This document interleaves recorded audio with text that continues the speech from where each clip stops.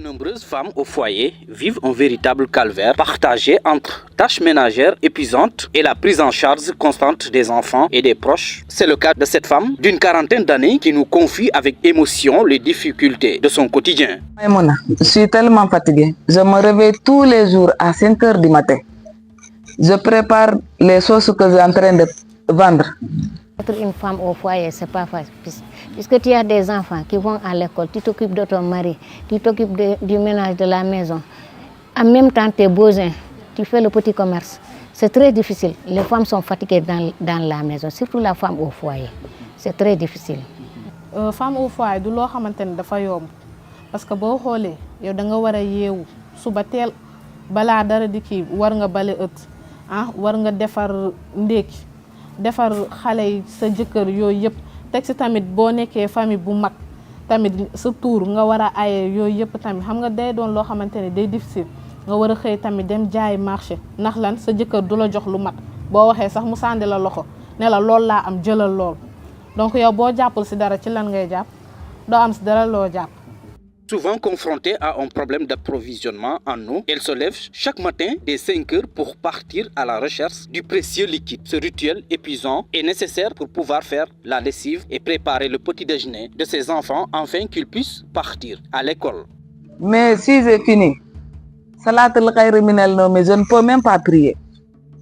Je vais m'asseoir. Si les voisins ont ouvert leur porte, c'est à l'heure là que je vais aller puiser. Venir laver les enfants, me laver, prier. Sinon, si j'avais l'eau à la maison, ça va trouver que j'ai prié et laver les enfants, aller préparer le petit déjeuner, aller vendre. Mais je ne peux pas le faire parce que je n'ai pas d'eau.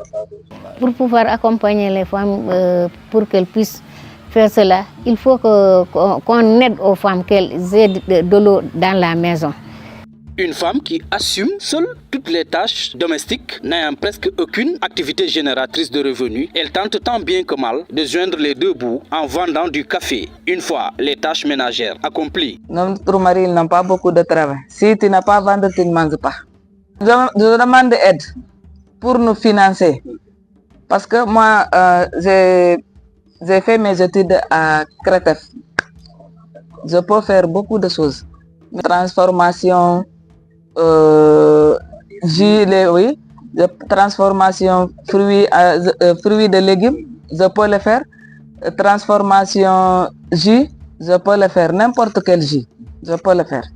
Une autre femme au foyer d'un âge un peu plus avancé vit une situation similaire. Elle soutient financièrement son mari malgré les nombreuses responsabilités domestiques qu'elle assume au quotidien. Elle insiste sur le fait qu'être femme au foyer est loin d'être une tâche facile. Bien au contraire, c'est un travail en plein temps, souvent invisible et peu connu. Je suis femme de ménage.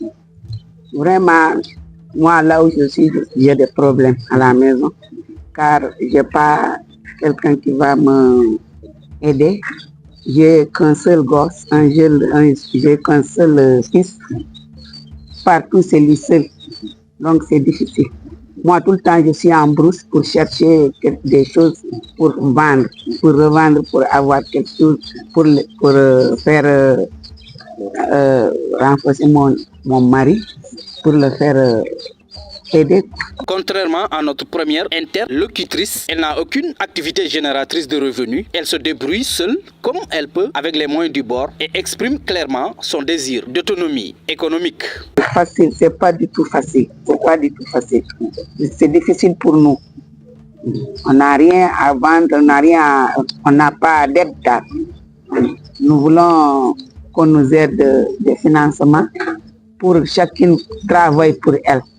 Selon les propos de ce psychologue, malgré les nombreuses difficultés auxquelles elles font face, au quotidien, les femmes au foyer ont un impact considérable et jouent un rôle central dans l'éducation des enfants. Il estime qu'elles sont souvent plus présentes et investies que les pères de famille. Ça y va de l'éducation des enfants. Auparavant, on disait pour avoir de bons enfants, des enfants bien éduqués, il faudra qu'il y ait une femme qui est au foyer, qui les éduque, qui les surveille, qui les apprenne les bonnes habitudes, les bonnes valeurs, etc. Vous avez compris? Donc ça aussi, ça avait participé vraiment à l'éducation de la jeunesse de nos enfants. Mais au fur et à mesure, donc la femme a dépassé les frontières de la maison pour mener d'autres activités en dehors de la maison. La façon dont les parents veulent que leur fils soit dépend en tout cas de l'implication de tout un chacun des deux parents. Chacun a une partition à jouer pour que l'enfant ait une éducation exemplaire. Ces témoignages rappellent que derrière chaque femme au foyer se cache une force silencieuse, trop souvent ignorée mais pourtant essentielle à l'équilibre familial et social. Reconnaître leur labeur, ce n'est pas leur faire une faveur, c'est leur rendre justice.